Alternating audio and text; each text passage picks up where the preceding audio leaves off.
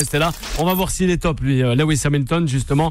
Et 2-6 pour le Britannique, un champion hors norme. Et oui, arrivé en deuxième place derrière Valtteri Bottas, le Britannique s'est assuré un 6e titre tout de même de champion du monde de Formule 1 ce dimanche lors du Grand Prix des États-Unis. La concurrence est-elle prête et assez consistante, messieurs, pour l'empêcher de s'adjuger un 7e titre la saison prochaine? Je pense pas. Ouais. Tout à l'heure, on avait ce débat hors antenne avec Nabil, où on disait, c'est vrai, certes, Hamilton, il entre un peu plus au panthéon des plus grands pilotes de la Formule 1. Après, force est de constater que depuis la retraite de Rosberg, en 2016, il n'a pas vraiment de concurrence.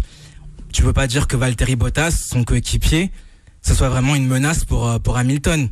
Et puis, au-delà de ça, la Mercedes, les flèches d'argent, elles ont une telle marge, une telle avance sur leur concurrence, sur le reste du paddock, que je vois pas quel pilote, quelle écurie, en 2020, peut leur ravir la victoire finale. Ouais, les règles peut-être sont en train, j'ai entendu, j'ai lu que la FIA, la fédération internationale était en train d'essayer de mettre les écuries un peu presque sur un pied d'égalité au départ des courses, avec en tout cas le règlement va changer d'ici normalisation de certaines pièces pour que les voitures n'aient plus autant de différence, favoriser les talents du pilote plus que le technique, donc pourquoi pas, et surtout qu'on voit les amoureux des paddocks n'aiment pas trop Charles ça, Leclerc qui a fait assez étincelant, le monégasque pour un néophyte. Oui, Charles Leclerc, il a réussi l'exploit de faire oublier Kimi Raikkonen.